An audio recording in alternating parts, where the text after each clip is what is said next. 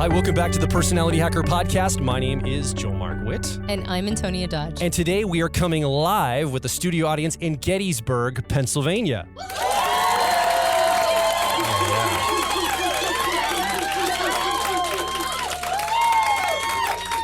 Oh, wow. I love it. We actually have people from Pennsylvania. We have people from the Mid-Atlantic. We've got people from all of the United States, Canada. We even have somebody here from Hong Kong with us tonight. So people come from all over to be part of these podcasts. We'd love for you, if you ever have a chance, to come and join us live. But let's talk about our subject tonight, Antonia. One thing that has been really on my mind lately is this idea of expectations. And it really came up for me as a father with my sons in setting expectations for them. I also have a daughter, but for my sons particularly, because they're a little older and they're ready to go enter the world very soon.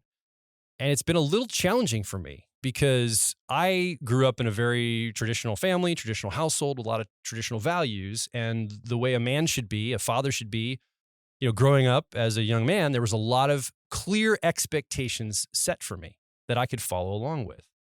Well, now in our modern world, I feel almost like it's wrong and bad to have expectations for my sons. I feel like almost like if I set the tone for them, if I say this is how a man is supposed to be, somehow I'm infringing upon their individuality. A lot of the world's messaging say, well, that's not how all boys are, so how could you dare expect them to be a certain way? So I've gotten more tenuous on it.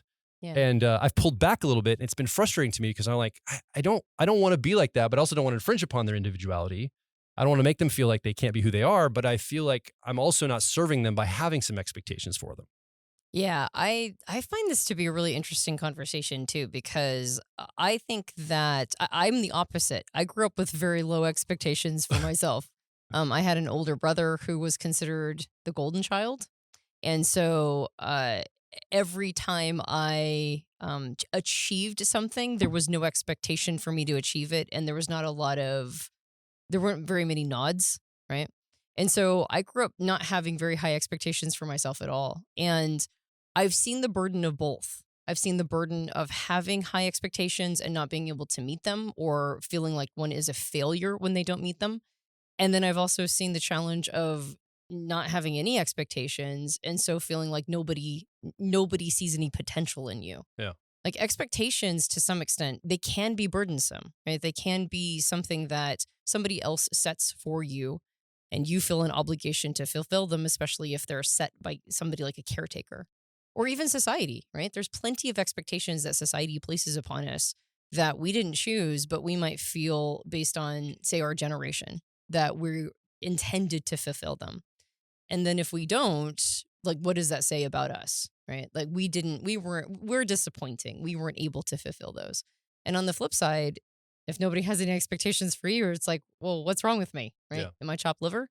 So I think what you're talking about are expectations based on almost like something that got handed down from generation to generation about what it's supposed to look like to fill a certain role. Mm-hmm. And so I think there is something to be said for being willing to be flexible with those roles and be flexible with what we expect for this individual person, right? Because they might have qualities and characteristics that are very peculiar or particular to them that don't quite meet those. But at the same time, does that mean we have no expectations at all? We don't expect them to rise to anything. Yeah. And so I think it's one of those things. It's like, well, it's like everything now, right? It's not if you have that thing, it's how much, right? Yeah. What's the balance? How much is too much and how much is too little? Yeah. So I actually want to ask, so we have a third microphone here, by the way. If you're watching back on YouTube or you're in the audience, clear, you can see the microphone set up here. And we want to invite some people to come up to the mic to share maybe some of the expectations you had when you were younger. Maybe your personality type helped you kind of understand a little bit of a different relationship with them. So I want to do that in a moment. Before we get there, I do want to hear on this mic, though. I want to invite our friend and colleague, somebody who's working with us now, Jonathan Harden, to come up. Give him a hand, everyone. Thank you. So, Jonathan, you started working with us recently. You've been in our profile training program. You've been around our community for a while, but we've been inviting you to come and serve and work with us at our Personality Life Path program. So you've been around a lot working with us, and you and I were having a conversation the other night. You told me this story, and I was like, wait, you can do that? Yeah. You could do that? And it was like, so first of all, where are you from right now? I live in Missouri. Live in Rolla, Missouri. Yeah. Okay, great. Just paint us a little picture about your So, situation, your very life. unique life. We live at a summer camp, animal science summer camp, 350 exotic animals. My wife is the camp nurse. She's the camp nurse, and she takes care of all the campers, and we live there and Yeah. have a great time living on camp. And what are your best fit type preferences? ENFJ. Okay. Yeah. So ENFJ. And by the way, I'm learning a lot from Jonathan. I'm trying to grow a little bit more of my harmony, extroverted feeling. So being friends with Jonathan, working with Jonathan, I'm like, oh, I can learn so much for how to be a little bit more, a little more gentle with people is really what it is. But also what the crazy part is the thing, I thought that's what I was going to get by hanging out with you and learning from you is more of a gentle spirit. Cause I have an agenda often, like I'm doing this. And sometimes I can forget people when I'm on that agenda. So I'm like, oh, I can learn from this. But weirdly enough, the thing you're teaching me is like social confident assertion. Yeah. In the topic of expectations, quite frankly. You told me this story the other day at your camp among two students. I don't want to take your thunder. Why don't you tell me that story? Because I was like, you can do this? Holy crap. And I think it's important to consider that the value is based in honor. Yes. So honor is something I taught my son, my oldest son, he's 13 now. And honor I describe as paying someone the attention. So when you honor someone, you're spotlighting their face. You're witnessing their presence. And that's the basic value before I tell this story. So we had two camper girls come in, and one of them had like a little bruise on her eye, and she was crying and she was really upset. And there's this little game called carpet ball. And she said one of the boys threw the carpet ball at her, and the ball hit her right in the eye. And her friends were upset, and they were like, can we get a Band-Aid? And I know she had like a physical injury, but I said, who did this? And she's like, oh, well, this one kid, and she named him by name. And I said, did you tell him that? She's like, no, I just walked away. And I said, well, where is he now? And I could feel something rising up with me. I'm like, there's a lack of honor here. There's a lack of honor that needs to be bridged together. And so I took care of her eye and everything. And I said, I'm expecting an apology. And we're going to go get that, okay? You want to go get that? Let's go get that. And so we went down to the carpet ball area, and she pointed out the kid. And he was probably, I want to say, he's probably my son's age. So I think he's about 13. And he was really good. He was definitely first place. He was winning all the games. And I pulled him aside. I said, hey, come here. I'm going to make up his name, Joel. I said, Joel, come here. I said, hey, do you see that girl over there? And I could see in his eyes, he knew exactly who she was. I said, did you hit her? He's like, yeah, I did. And I looked at him, I'm on his eye level, shoulders square, and I said, I expect you to apologize to her.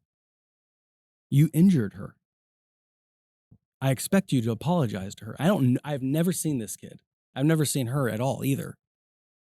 And I said, do you know how to do that? He's like, I don't know how to do that. I said, okay, it's very simple. I'm sorry. Say, I'm sorry for hurting you. Are you okay? And he's like, okay. And I sat back and I pulled back and just let the kids do what they're going to do. And I just watched, tried to remove myself from the situation. I saw him, he took his baseball cap off. He walked over to her and he kind of shuffled his feet, and I could see he was saying something. And then she kind of nodded, and her friend is standing there with her hands on her hips, looking the silent cheerleader. And he walked away, and I put my hand on his shoulder. I said, did you do it? He said, yes, sir, I did. And I said, I'm proud of you. Thank you. And then I walked over to her and I said, did he apologize? She's like, he was kind of awkward, but he did. Yeah. And his friend said, yeah. Or her friend said, yeah, he did. And I said, when someone hurts you, I expect you to ask for an apology. You got that? This might be the last time I ever see her. But the value of honor was in that expectation. So I understood there's a strong foundation of honor. And so I felt confident to lay down and say, this is what I expect from you. And I saw both of these kids, random kids I had never met, they rose to that occasion. And when I told my son Theodore the other day, that when I told him that story afterwards, because I like to relay these stories as like studies, he said, oh yeah, I know that kid. And it was something that he took away as well. So it may seem kind of strong in that moment, but all I saw was this sea of nobody paying honor. And I thought, well, this is my job to set the expectation. And hopefully he remembers this. Hopefully she remembers this. And I'm hoping that someone, even the kids watching as well, like, hey, don't there's now an expectation that if you injure someone on the carpet ball, Jonathan's going to make sure that you pay that honor and apologize because that's the right thing to do. How did you define honor again? It was seeing somebody? Witnessing. Witnessing. Yeah, witnessing someone. All right. And so there's a connection here between having expectations for how people are going to behave and honor. Well, I think, At least in that scenario. Say it again. So I'm seeing a connection between, the connection was honoring, witnessing. It created expectations. Yes. Right. And so Yeah. there's a connection between having expectations of how people are going to behave and Right. how they're going to rise to them and the concept of honor. Right. And because I think expectations can be arbitrary, Mm-hmm. right? They can just be like, here, you have to be this tall to ride. Right. Why? I don't, Yeah. there's no science, there's no thought behind it. And that's why I said the basis is in honor. And so I think that's when we can raise expectations for our sons, for our daughters, and say, because if we don't lay the foundation for why we're setting the expectation, it can seem cruel. It can seem like you're just bullying me. You're just singling me out. You're not giving me what I think are proper expectations. So what I hear from what you say is, sorry to interrupt you, there's a core value that leads to the expectation of some sort. And would you say it's an extroverted feeling, a harmony core value? Do you think that's like, it's like a social core value? Like, I mean, is that kind of how you interpret it? Absolutely. I think people should honor one another.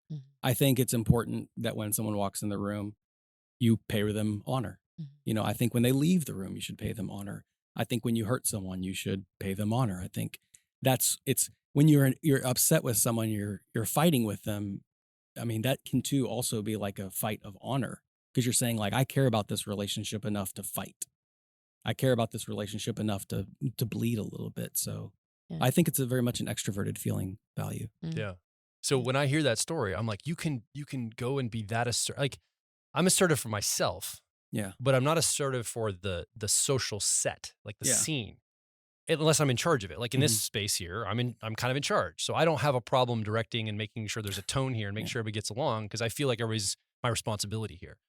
But in a general sense, and I guess you're at the camp where you feel like a little bit of responsibility, but it really wasn't your domain. You're in the you're the nurse station. No, I broke. Yeah, it was not a clinical job. It was someone else's job. It was a value that I saw was being infringed upon. Yeah. Yeah. Okay. I really appreciate you coming and sharing that because I think it's a good kind of a tone to set of how to be thinking about these things. Because I think we have personal expectations of ourselves. Yeah. We have expectations of people we're close to in relationship or family or partners or whatever.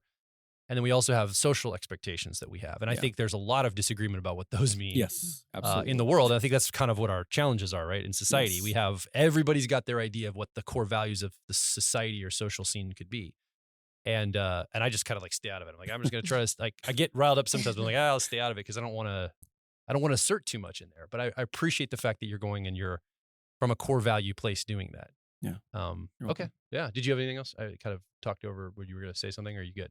No, well, I mean, I didn't ask you this before, Jonathan, but I think that we wanted to have a conversation about, we set this tone of the conversation, but I wanted to ask some people, what are expectations that were placed upon them that understanding their best fit type preferences helped them to reconcile? Like an expectation placed on you that once you discovered you had ENFJ preferences, that you were like, maybe I shouldn't ride myself too hard about that thing, or maybe something that you rose to the occasion of. Does that make sense? It does. Do you have something? I do. It took me a while to get to ENFJ. Thought I was a perceiver, even a INFP, ENFP for a while, just because I had clothes on my floor. And I thought, and I wasn't good at cleaning the house, so I thought, well, I can't be a judger. So thank you for that, by the way. Any judges have clothes on their floor, by the way? Yeah. Show of hands. Okay. They're like ENFJ they're right there. they're like sort of putting their hands up, like, I don't know. It was a horrible stereotype, yes. But thank you for helping me with that. I used to not take responsibility in social situations. And I think I always wanted to. I kind of always, as a kid, sat back and just watched things happen. I remember a very distinctive time where I was, I think I was like 8. I was at like some Bible camp or something, and I saw this girl on that like metal merry-go-round that's now like outlawed because it's dangerous. And she got off the merry-go-round and threw up all her purple Kool-Aid or something. And I remember my dad, I told my dad that story and he said, "Did you help her?" And I thought, I don't even know how. Like, I was so terrified of that. And I think, I mean, it's a little bit of a tragic story, but like it took me a really long time up into my 30s before I knew I'm allowed to speak up. I am allowed to speak up. I think I'm very much attuned to what's going on in the group setting. I may not know what's going on here. That's very complicated for me. But I think becoming ENFJ kind of was like, getting kicked off the ledge and saying, you get out there and you do it. And you, like, Babe Ruth, you're going to strike out more than anyone else, but you're also going to make more home runs than anyone else. And I think that's the power of like stepping into who you're supposed to be. You will have more battle scars in that arena, but you'll also have more challenges and you'll have more experience and more wisdom along the way. That's the point in which you could become brave. And I realized, like, stepping into the expectation of using extroverted feeling, I can become brave in that arena. Yeah. So something that had started out as a desire, maybe like a impulse, but you didn't give yourself permission. Right.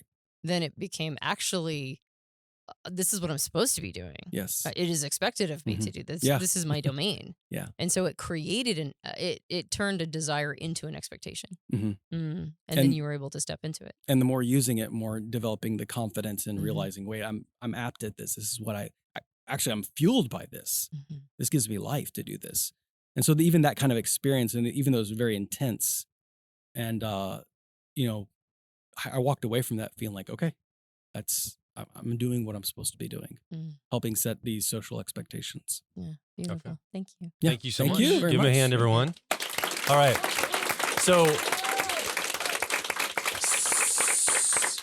So who would like to share something? Talk a little bit about expectations, something that they, right here, come on up, give her a hand.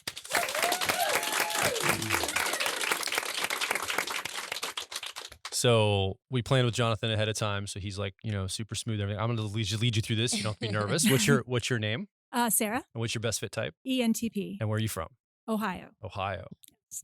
So talk about some expectations you had as a kid or a child. Well, the segue from Jonathan to me is bravery. I didn't know I was an ENTP. I mean, I've been a type geek forever, but I thought I was an INFP for 25 years. And it didn't sit well, but I just thought of myself as a very small person who was not confident. And, I realize now I'm like looking at the expectations that my family had of me that are so subtle. They're like assumptions. It's like not even the expectation, but the assumption. So we're here in Gettysburg, and that's about 7 hours from where I live in Ohio. And I want to go. I want to go. I can go. It's just one state over. But I don't have all the data I need to make a fully fledged plan that would please my SJ father. I mean, and I realize there are bits of data that I cannot have. They will emerge from the situation. How late are we going to go and how tired am I going to be? I don't know.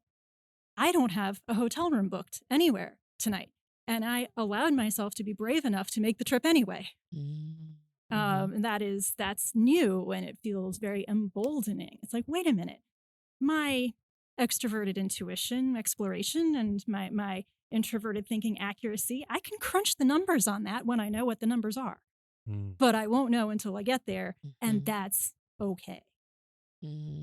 So I feel very free now. So what I heard you saying is that you've been raised with a certain expectation. You didn't even say expectation. You said assumption. I mean, it's not like it was ever communicated to me. Oh, you must not go on a trip without a full plan. Right. I mean, but there's this sense, the word that's coming to my mind is irresponsible. That it's irresponsible to just start something if you don't know how you're going to carry it through and be sure that it's going to work out. But I can think back right now and, my SJ father who always wanted to plan, how many times did his plans get scuttled by data that emerged from the situation and didn't work with his plan?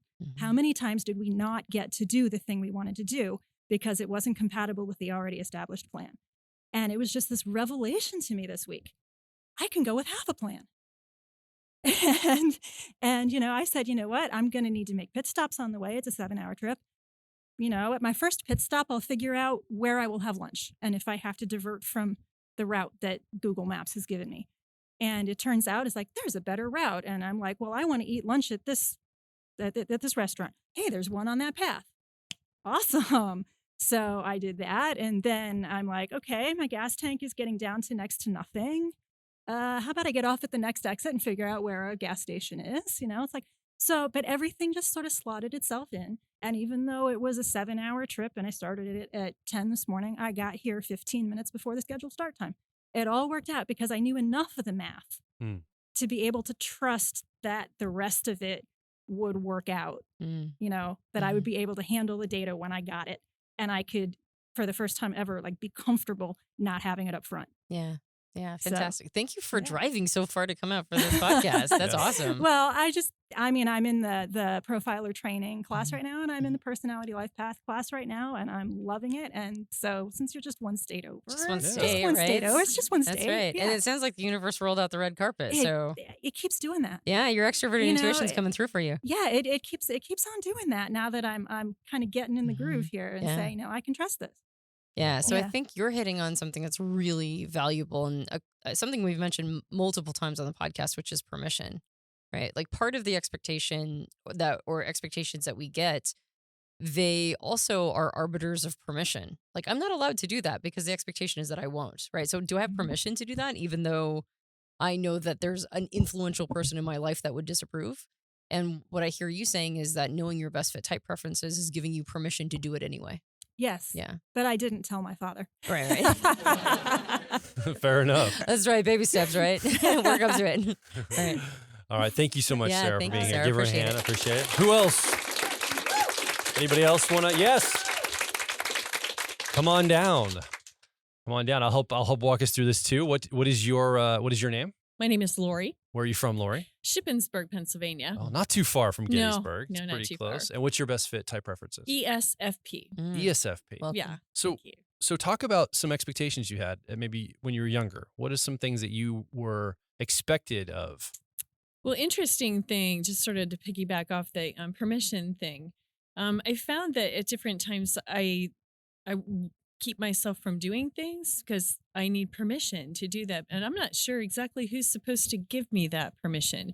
And then I realized I need to give myself permission to do some of these things that I'd like to do. Mm-hmm. So it helps me be brave if I give myself permission sometimes. Okay. All right. But yeah. Sure. So when you were a younger person, I'm guessing you didn't give yourself as much permission as you give yourself now when you were younger. Maybe. I never really thought about it. So it wasn't even on your radar. No, it wasn't on my radar. I'm just new to all of this stuff. This is kind of new. My daughter is the one who got me into listening to you all and understanding all of this. Because when you started talking about expectations earlier, for me, when thinking about personalities and things, it was understanding other personalities. Like I kind of get how I roll.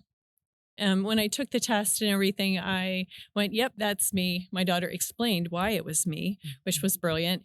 I really appreciate that. But it was when I have trouble with some differing personalities and how they roll, my expectation was that we could figure this out. Or why am I getting so cranky? And why is that 3-year-old going off in the back seat? So my daughter then patiently explains it to me after listening to one of your podcasts and then directs me to them to kind of understand how to listen better, differently, and maybe even change my message in a way that they can understand. If I understand what their drivers and other co-pilots and whatnot, I'm maybe not setting off their 3-year-old in the back seat. Mm-hmm. Yeah. Okay. So what I hear you saying then is that once you discovered your best fit type, well, it sounds like you discovered your best fit type and the concept of type at all sort of at the same time. Yes. Okay. So you didn't have to go through the brutal experience that a lot of people do, which is getting into type and then like taking years to figure out your best fit type, which is, it's nice actually. Thankful for that. Yeah.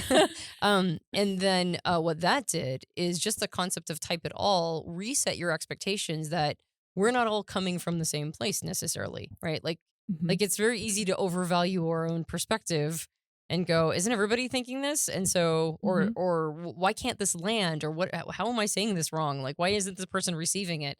And now understanding type at all, just as a system, has reset your expectations of, well, they might be working with a completely different filter, a totally different lens. Absolutely. And then understanding all the different ones as I'm working my way through, understanding, and then going, oh, this friend is this and that friend is that. And my daughter is doing sort of an informal family survey. And that helps me and helps others to kind of understand that. Yeah, awesome. Yeah. Fantastic. Thank you so much for coming and sharing. Thank Appreciate you. it. Give her a Thank hand, you. everyone. New to type. Who's next? Come on up. Your daughter got you involved. Thanks for having. Okay, right here. What's your name? Hi, I'm Karen. Hi, Karen. Where are you from, Karen? I'm from Winchester, Virginia. Winchester, Virginia. And what's your best fit personality? ENFP. Ooh, I like ENFP. Yes. I think Me and Joel. I think ENFP is the best type. But, maybe I'm biased. I don't know. So, tell us about your expectations. Well, I grew up in a culture that really valued what I have as my 3-year-old and 10-year-old. So SI, memory, and what is extroverted thinking? Yeah, now I'm nervous. Yeah. Oh, you're totally good. Yeah, and so extroverted thinking, and my mom is also an ESTJ, and so she leads with those. So I grew up in a family and a context, like a church culture context, that really praised those qualities. And so I really developed those as a young person all up until now, a grown-up who's almost 50. So the problem was I was always at war with myself. I felt like I was at war inside all the time, like very angsty inside. And I didn't really know why. And, so now I'm realizing it's because I was trying to drive the car with my 3-year-old and 10-year-old. And now, like in my culture, exploration was good in some ways, but in many other ways, it was viewed as dangerous. So I really self-censored very heavily. What does that look like? What does self-censoring look like? I didn't listen to music except for a certain kind, and this wasn't put on me by my culture. It was just my translation of that. And so now I'm just listening to whatever I want, see what I like. And it's fantastic. It's so fun. By the way, side note, I grew up in the 1980s and I know no 80s songs because I grew up in a very traditional conservative household. I wasn't allowed to listen to any music, particular music. So a song come on and I was like, is this an 80s one? She's like, no, that's like another time period. But like, I have no frame of reference at all. I have some very weird gaps that are, tons of them. But, and also introverted feeling. So in my context, to go inside and ask yourself, what do you feel about it? And how do you measure everything like that against what's important to you? I felt like was almost a sin. Yeah. Well, the heart is treacherous and deceptive, and who can know it, right? Oh my gosh. Yeah. You know the verse. Yes. Yeah. That's Sorry, I didn't mean to throw you back into like an old space. You're like, I'm there. Yeah, I will not tear up. Yes, that's exactly. But anyway, you're giving yourself permission. Yes. Now it's like the being able to explore, like, I don't know if this is going too far, but I feel like it shows more trust in God to explore because, if I do something wrong, He loves me. I can work it out with Him. If I, it's just a whole different framework and the expectation of some of those things that I'm very thankful for my background, but there were also pain points there. And so now I'm realizing, the freedom to explore. And then also when I make decisions to go inside and say, yeah, I see all, because I used to make decisions by listing all of the pros and cons. And then I would choose, I've made every decision in my life except for buying my new car, which I did 2 days ago. And maybe a few others by setting all my feelings aside and going by what made sense on paper, because that's kind of what everyone around me was doing. And that's what seemed appropriate. And so, I made some major mistakes that way that I've now had to correct in my life.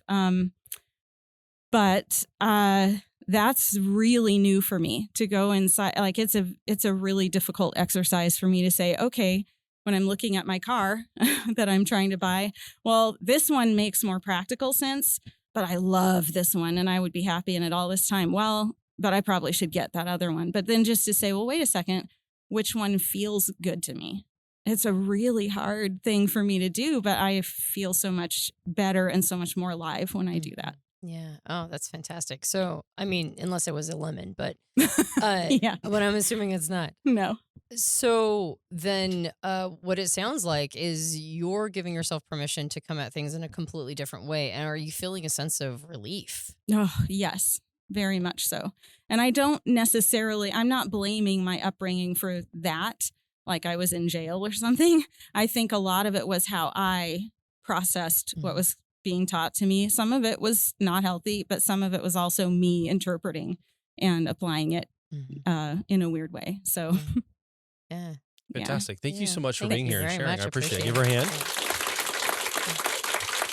hand. Anybody else next? Someone else next? Well, Anybody else and like to go? while people are thinking, there's something that's come up a couple different times that I think is really fascinating, which is on multiple occasions, people have said, nobody actually said this to me.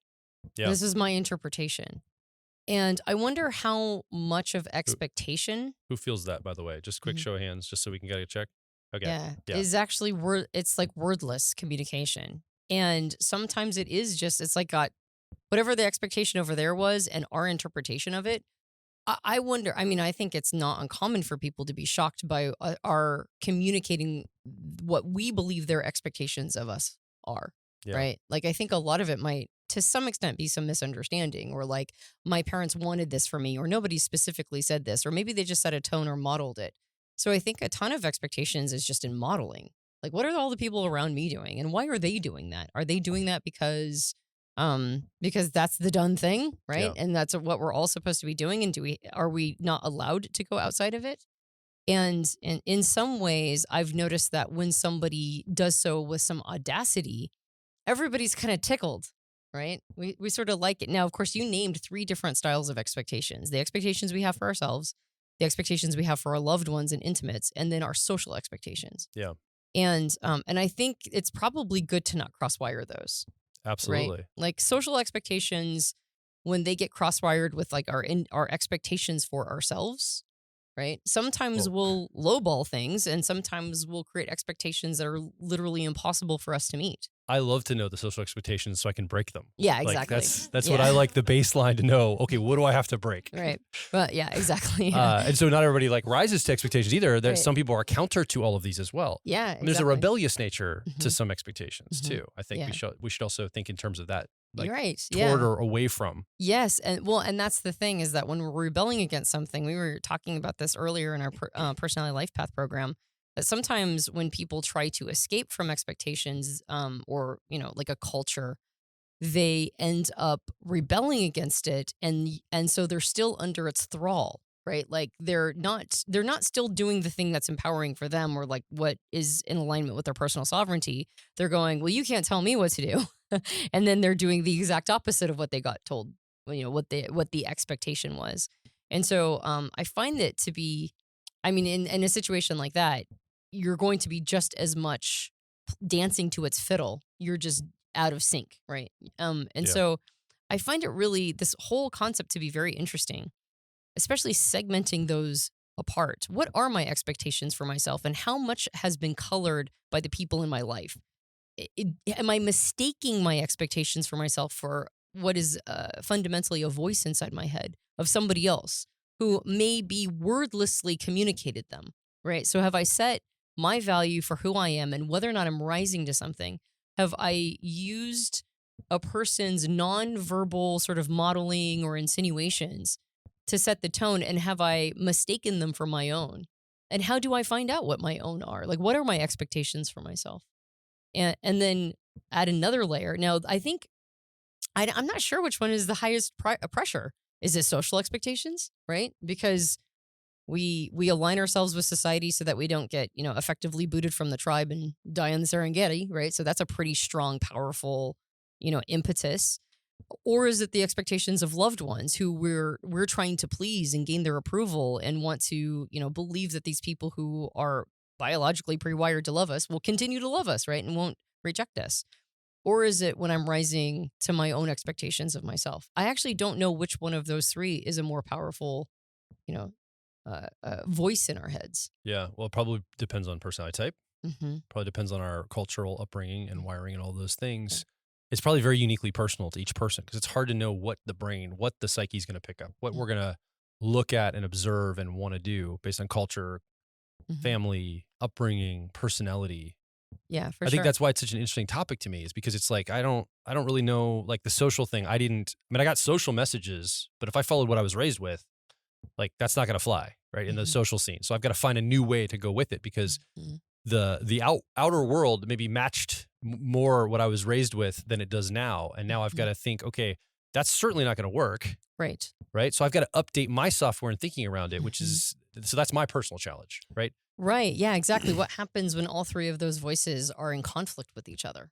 Right. What happens when the expectations of your family are in direct conflict with the expectations of society or of your own, or vice versa, right? When all three of them are at crosswires, how do you navigate through all of them? And again, it almost feels like it's wrong to set an expectation. You mentioned that at the very beginning, but I also feel like if we don't have any, then we never rise to anything. And so I think one of the things that understanding or discovering your best fit type can do is it can help go in and calibrate all three of those things. Right. Yeah. What are society's expectations of me, and am I even able to rise to them? I recently read and I've been pitching this book to everybody because I think it's so good.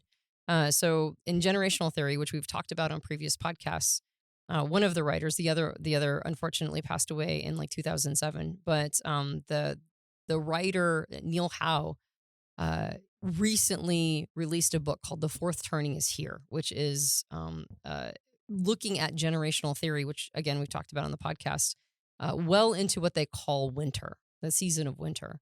And he breaks down 4 different generational archetypes and talks about how these archetypes create, what's so fascinating is that we influence, like our archetype, our generational archetype influences society, but society also influences the archetype, the generational archetype. And I because there's a lot of them around, and because there are many in our audience, I look at the millennial generation who has the archetypal energy of a hero. And so there's a lot of messaging, a lot of societal expectation that we placed upon this generation to think of themselves not just in heroic terms, but in like save the world terms. And it's really interesting because when I talk to people of that generation, which of course is like a huge spread of like 20 something years, right? People who are the millennial generation, some of them are pushing 40, some of them are in their early 20s. Neil Howe even suggests that there might be some in their late teens. We actually don't know when the hero generation ends until there's what he calls total war. It's all very fascinating. I'd go read it. But there's this really big spread of this generation. And so there's decades of like 20 something years of people who were born to believe it's their job to save the world somehow, in some way. And it's really a lovely aspiration. But I've also noticed that it can be such a burdensome expectation because define save the world. And what's my place in all of that? And what am I supposed to be doing? Like, how do I save the world? Do I take up a cause, or do I make sure to tell everybody what my, like the things that I personally believe in, my convictions? Am I supposed to be leading the charge on something? Like, am I supposed to be part of a nonprofit? Do I just make sure that everything gets recycled? Like, exactly how do I save the world? And that never was defined. It was just put upon them as a generation that was the expectation. What a burden, right? Because it's literally impossible as a single human being to save the world. That's like literally impossible. So what a burdensome expectation to place on an entire generation of children. Yeah. Versus Gen X, which is the generation that we're a part of, we kind of had no expectations. In fact, watch the world burn. Yeah, like it was sort of like we had songs about it. the Everclear song, yeah, swim up past the exactly. breaker, watch the world Watch burn. the world. Yeah, It was like all this like stuff devastating. Well, and it's fascinating because when we were kids, the movies that were produced about children were like Rosemary's Baby and The Omen, right? And we were called the slacker generation. Like Gen Xers were like, okay, you guys are all just sort of crimping our style, so we're gonna see you as demons. And then when you grow up, we're just gonna see you as useless slackers, right?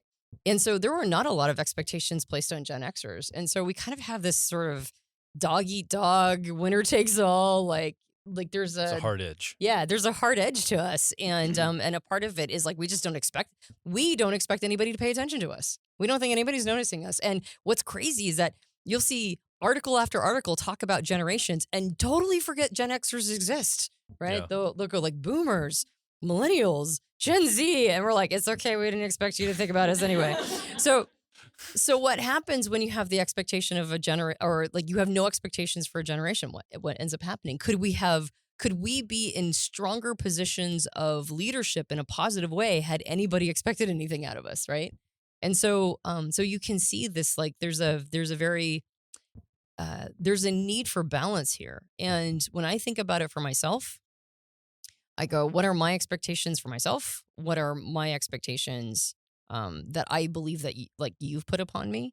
I no longer consider parent expectations anymore, but that's because they opted out. But I mean, there was a lot there before they opted out, before I went, okay, well, if you're not going to pay attention to me, then I'm going to stop trying to fulfill your expectations. But before that, I mean, there was many, many, many that I'd worked really super duper hard to try to fulfill. While at the same time, there were those wordless expectations, the modeled expectations. No actual like Antonia's going to amount to anything, right? But just but every time you do something, it should look this way or it should be done in this fashion.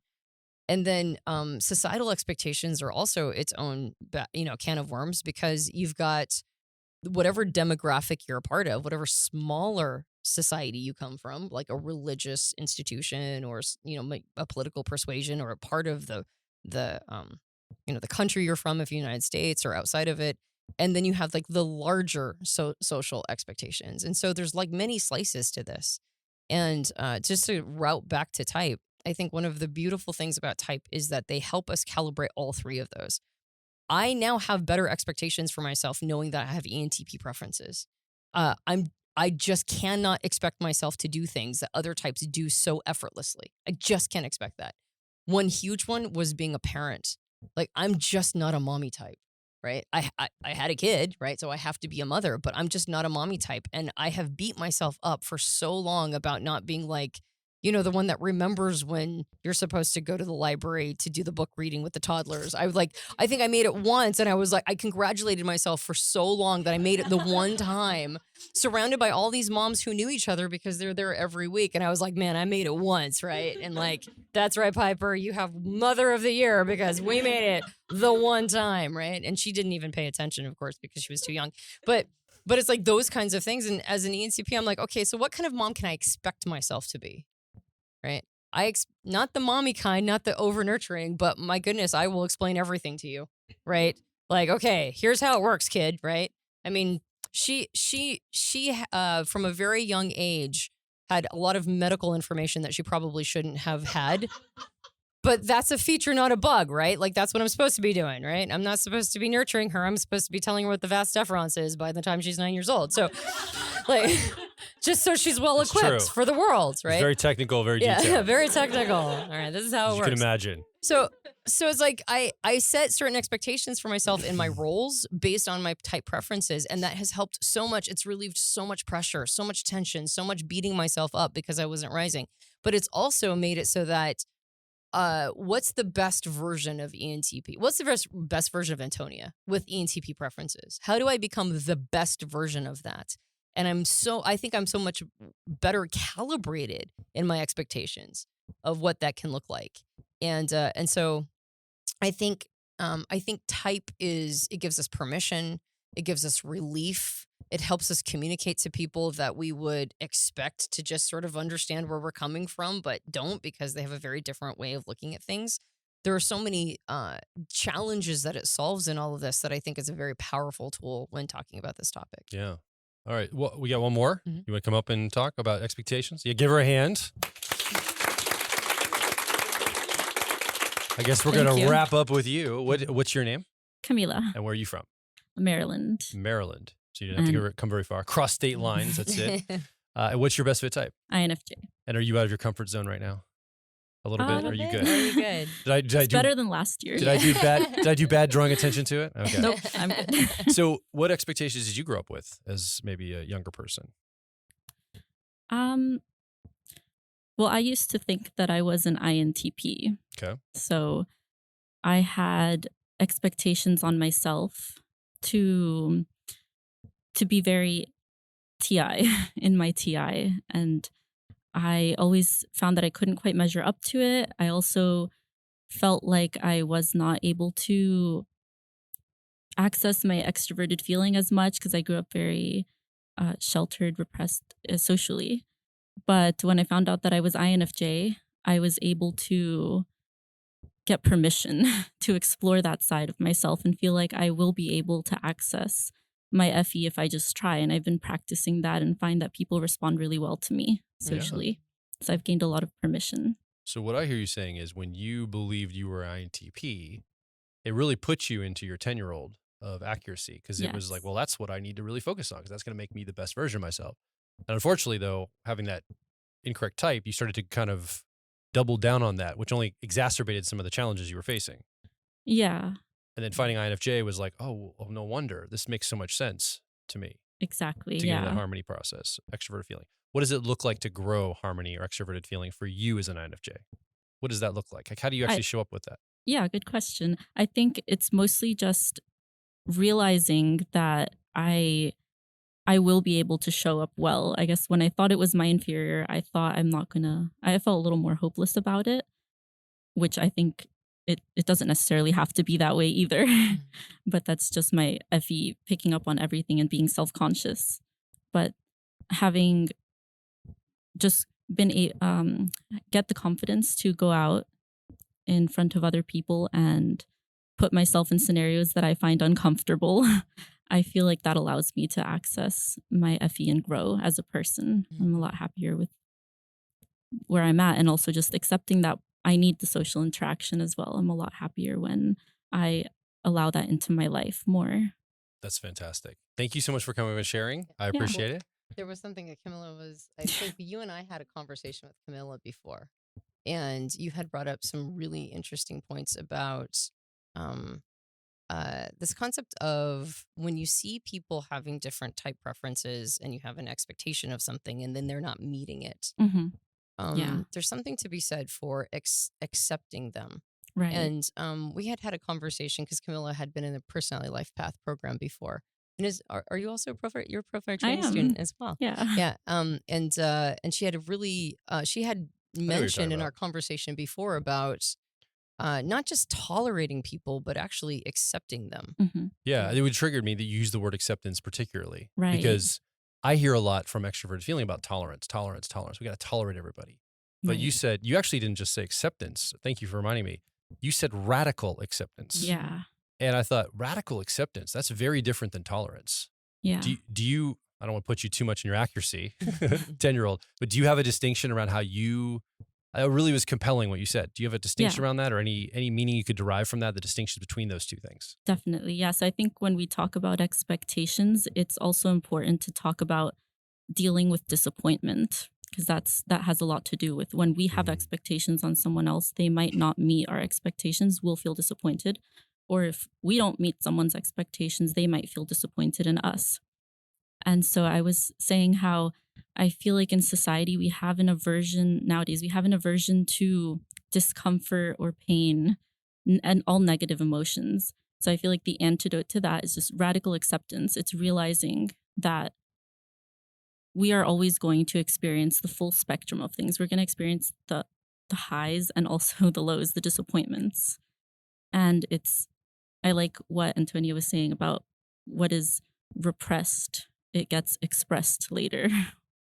I think it has a lot to do with that. When we swing too far one way into trying to hold tightly to something that we want, we don't when we don't have that radical acceptance of both sides, then it's going to come out in another method. So it can be it'll be repressed and it will get expressed, or what we resist persists is another way of saying it. So what I'm interpreting from what you're saying, like how to apply it from my life, for example, if I was to take the learning from it to say the thing that I am just tolerating probably is something that I also have inside of me. Maybe I'm extrapolating. I'm going to add to it maybe.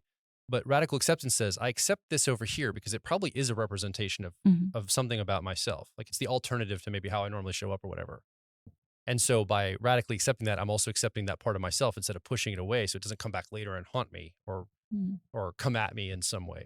Is that basically that's what I'm taking from what you're saying? I don't know if that's what you were saying, but that's the learning I'm taking personally for myself. What I took was a slightly different interpretation, although I like that one, which is we can't expect things to always work out, right? We've got to take the good with the bad. And so part of setting reasonable expectations is also realizing that people aren't always going to rise to what we expect from them, and that includes ourselves.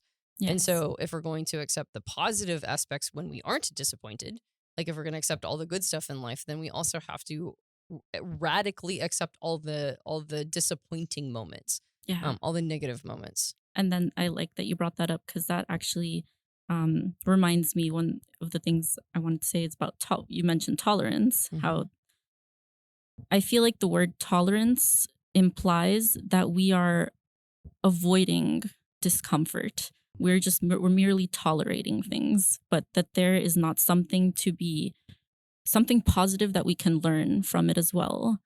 And so I like what you were mentioning earlier about how we can grow from our expectations and also from our difficulties. When we're put in a position that we're challenged with something, we're challenged with a difficult emotion or any kind of suffering, really, there is also something good that we can get from it. And that's why we should accept it rather than fighting against it, because then we're not gonna get any lesson from it. When we accept it, then we can move closer towards it and gain the lessons, the transformation that we have to grasp from it.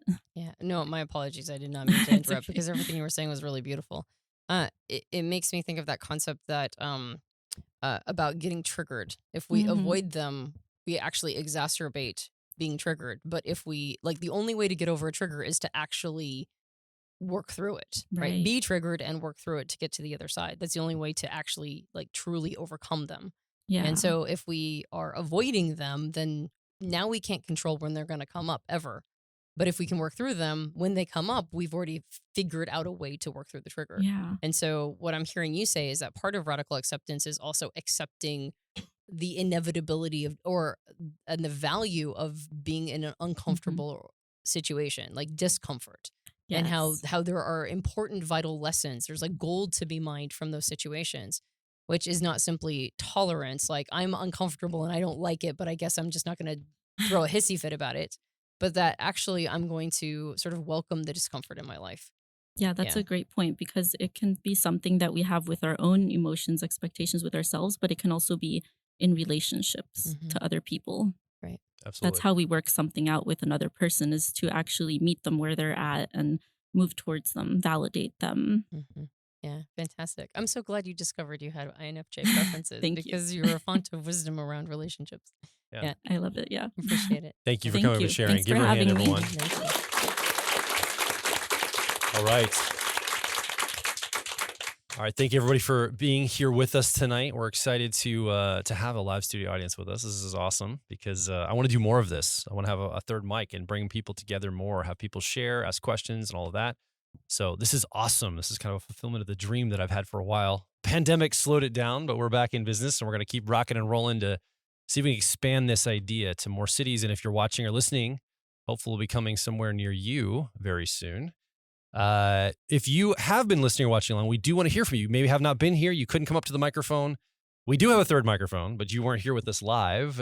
So if you're listening online or watching online, come over to personalityhacker.com directly below this episode. Leave a comment, ask a question, or more importantly, share your story. Stories are compressed experiences. They're a great way to understand each other and really get into what was your lived human experience. So if you come over to personalityhacker.com, you can make your voice heard.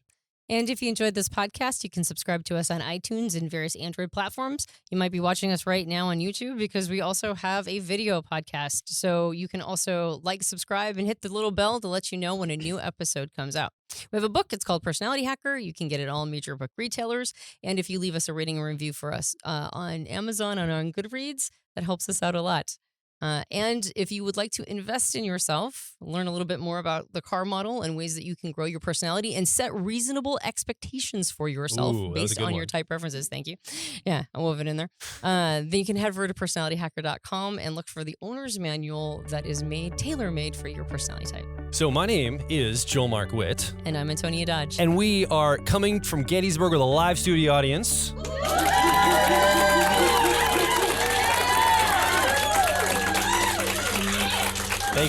Thank you all for being here, and we'll talk with you on the next Personality Hacker podcast.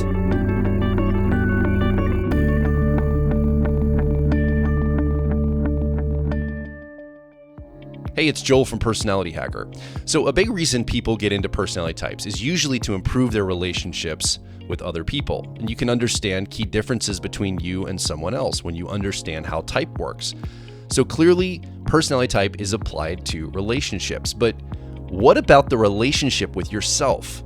Well, personality type can also help you navigate your career, or maybe an educational path that you need to follow, or other opportunities that present themselves, and it helps you know which are the right choice for you. And ultimately, personality is the key to unlocking identity-level worldview and life purpose. It all starts with getting the owner's manual for your personality type. In this owner's manual, we cover the basics of your personality, and then we dive a layer deeper to connect your personality to your relationships, your career, your worldview, and identity, because we believe it's your life, and it should be designed for your personality. So start your owner's manual journey at personalityhacker.com. When you access your owner's manual, I recommend focusing on the ideal day exercise first, because when you start crafting your ideal day, you're being mindful about the type of lifestyle that you want. So designing a life around how you're naturally wired makes sense, and you can finally stop fighting yourself. So come discover and develop your unique personality at personalityhacker.com.